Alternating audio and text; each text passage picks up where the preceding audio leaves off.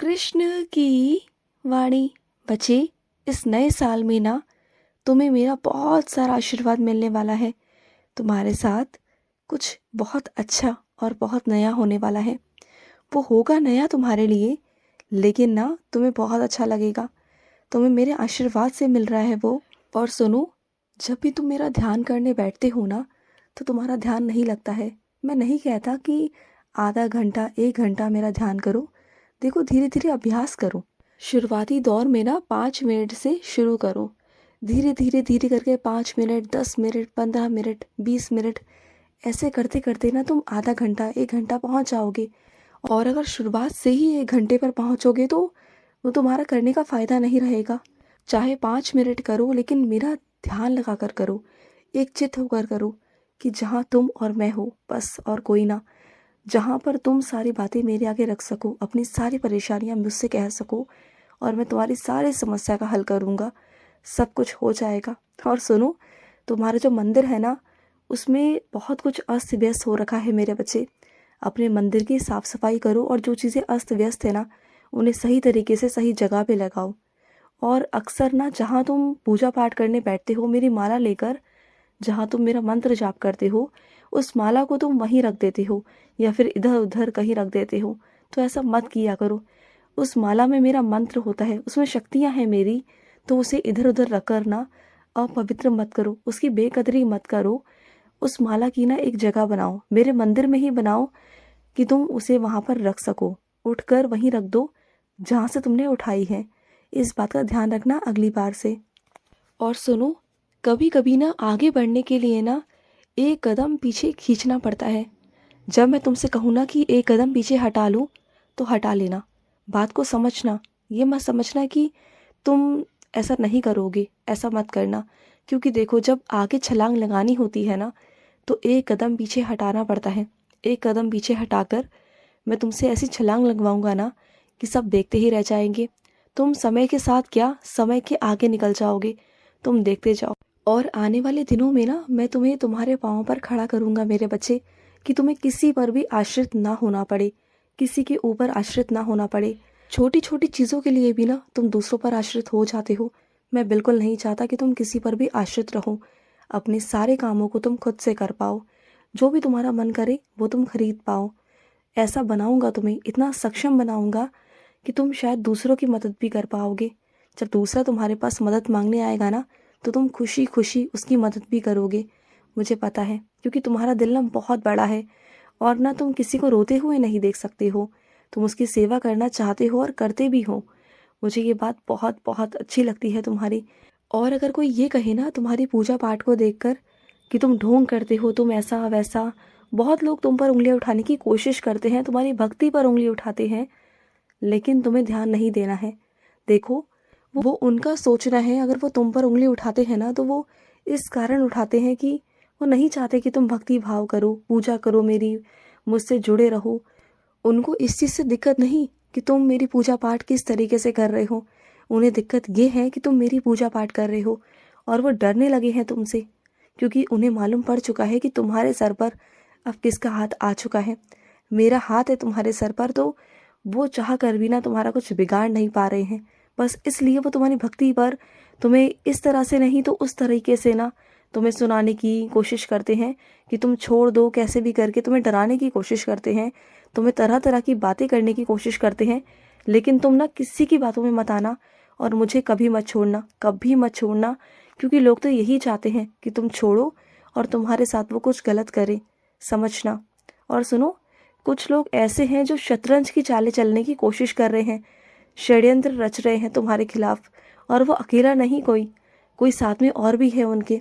लेकिन ना तुम चिंता मत करना, चाहे वो कितना भी षड्यंत्र क्यों ना रच ले, कितना भी, तुम्हारे खिलाफ वो साजिश नहीं रच पाएगा। और सुनो, तुम ना आज एक काम करना। आज तुम मेरे पास आकर बैठना, और जितने भी लोगों के लिए नफरत लेके बैठे हो ना मन में, जितने भी लोगों के लिए, उन सबको एक साथ माफ़ कर देना, सबको। क्योंकि मैं चाहता हूँ जब तुम्हारा नया साल शुरू होना, तुम्हारे मन में से सारे बोझ निकल चुके हों। क्योंकि क्या है ना, जो जगह तुमने भर रखी है ना नफरत से, वो जगह तुम्हारे कृष्ण की है, मेरी है। और उस जगह पर तुमने इतने सारे लोगों को जगह दे रखी है, तो मैं विराजित कहाँ पर रहूँगा बताओ। तुम्हें उन सबको वहाँ से निकालना होगा। इस नए साल पर तुम्हें वहाँ से निकालना होगा। उन सबको माफ़ कर दो अपनी तरफ से, ठीक है? अपनी तरफ से माफ़ कर दो उन सबको और आगे बढ़ जाओ अपनी ज़िंदगी में और जगह को खाली करो मेरे लिए। मुझे विराजित होना है वहाँ पर और वहाँ से सारी नफ़रत, सारी द्वेष को निकाल दो, ईर्ष्या को निकाल दो और ख़त्म कर दो सब कुछ। देखो जब तुम खाली हो जाओगे ना, तुम्हारा मन हल्का हो जाएगा, तो इतना अच्छा महसूस होगा ना तुम्हें, बहुत अच्छा महसूस होगा। तुम करके तो देखो एक बारी, तुम्हें बहुत अच्छा लगेगा। और सुनो, कई लोगों पर ना तुम बहुत कम ध्यान देते हो, बहुत कम ध्यान।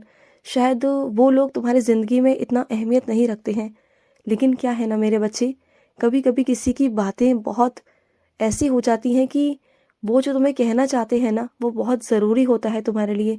कभी कभी तुम उनकी बातों को अनसुना कर देते हो। शायद तुम्हारी ज़िंदगी में उनकी कोई कीमत नहीं, लेकिन उनकी ज़िंदगी में तुम्हारे लिए बहुत कीमत है। वो तुम्हारी बहुत परवाह करते हैं, बहुत चिंता करते हैं। इस वजह से ना वो तुम्हें समझाने की कोशिश करते हैं। हर बार तुम्हें कुछ ना कुछ कहते हैं। पता नहीं क्यों तुम्हें उनका प्यार दिखाई नहीं देता, क्यों उनके प्यार पर तुम सवाल उठाते हो और ये सोचते हो कि वो तुमसे प्यार नहीं करते। हाँ, एक दो बार कुछ हो गया, उनसे गलती हो गई और उसकी उन्होंने माफ़ी भी तुमसे मांग ली, तो उन्हें तुम माफ़ क्यों नहीं करते हो? इस बार देखो, उन्हें माफ़ कर दो। मुझे पता है कि तुम ना उन्हें माफ़ नहीं करना चाहते, लेकिन मेरे कहने पर, अपने कृष्ण के कहने पर उन्हें एक बार माफ़ कर दो और अपनी ज़िंदगी में आगे बढ़ो। सुनो उनकी बातों को, अच्छा लगेगा तुम्हें भी। हर किसी को देखो एक मौका देना ज़रूरी है, क्योंकि ये ज़िंदगी उतनी बड़ी नहीं है मेरे बच्चे। ये ज़िंदगी कब किसी की समाप्त हो जाए ना, कुछ नहीं कह सकते। बाद में पछताने का मौका नहीं मिलेगा तुम्हें, बिल्कुल नहीं मिलेगा। तो उन्हें माफ़ करो और आगे बढ़ो अपनी ज़िंदगी में। और अब से अपनी दिनचर्या ऐसी बनाओ कि तुम भागवत गीता को अपनी ज़िंदगी में जगह दे सको। एक ऐसा वक्त निकालो कि चाहे वो आधा घंटा हो या 10 मिनट हो, भागवत गीता का रोज़ एक श्लोक, रोज़ एक अध्याय, कैसा भी कितना भी तुम्हें पढ़ना होगा, कैसे भी तुम्हें पढ़ना होगा, क्योंकि भागवत गीता ही तुम्हारा मार्गदर्शन करेंगी मेरे बच्चे। वही तुम्हारी ज़िंदगी का सार देंगी तुम्हें, क्योंकि पूरी भागवत गीता एक ज़िंदगी का सार है मेरे बच्चे, पूरी ज़िंदगी का। जैसे कृष्ण ने अर्जुन को समझाया था, उन्हें मार्ग दिखाया था, उन्हें समझाकर चीज़ें दिखाई थी, सच दिखाया था, वो तुम्हें भी दिखाएंगे। तुम उन्हें सारथी तो बनाओ। देखना कि तुम्हें बहुत अच्छा महसूस होना शुरू हो जाएगा और जहाँ जहाँ से तुम्हारे रास्ते बंद हो चुके थे, वहाँ वहाँ से तुम्हारे रास्ते खुलते जाएंगे। तुम्हें जहाँ जाना था तुम वहाँ नहीं पहुँचे हो, जहाँ पर नहीं कुछ कहना था तुमने वहीं कुछ ना कुछ कह दिया, और जहाँ तुमने जो चीज़ करनी थी वो चीज़ नहीं करी, और जहाँ नहीं करनी थी वो कर दी। तो ये सब चीज़ों का ज्ञान ना तुम्हें भागवत गीता से मालूम पड़ेगा। इस दुनिया में तुम्हें कोई भी इतना ज्ञानी पुरुष, कोई महात्मा नहीं कि जो तुम्हें सच बताए, क्योंकि सभी कलयुग में जी रहे हैं मेरे बच्चे। तुम सोचो कि सही राह पर कोई तुम्हें लेकर आए, तो ऐसा नामुमकिन है। तुम्हें अगर कोई ला सकता है ना, तो वो मेरी भागवत गीता ला सकती है। मेरी भागवत गीता तुम्हारी आंखें खोल सकती है, तुम्हें सही मार्ग दिखा सकती है। तो बात को समझना और मेरी बात को ना हल्के में मत लेना, क्योंकि हर बार ना तो मेरी बातों को हल्के में ले जाते हो और सोचते हो कि कृष्ण ने कह दिया बस सुन लिया। इस कान से सुनते हो, दूसरे कान से निकाल देते हो। अब मैं तुम्हें डांट ही रहा हूँ, क्योंकि तुम्हें अब सख्ती से आदेश दे रहा हूँ कि तुम्हें ऐसा करना है और तुम्हें करना होगा, क्योंकि बहुत तुमने अपनी ज़िंदगी को ख़राब कर लिया, बहुत अपना समय व्यर्थ कर लिया। लेकिन अब नहीं, अब मैं तुम्हें अपना समय व्यर्थ नहीं करने दूंगा, बिल्कुल नहीं। तुम्हें जो कहा है वो करना है, मेरा आदेश समझकर करना है। और तुम जानते हो ना कि मेरी आदेश की अवहेलना करने का परिणाम क्या होगा, तो सोच लेना। इस बार तुम्हें करना है तो करना है। खुश रहो। आज का कृष्ण संदेश समाप्त हुआ।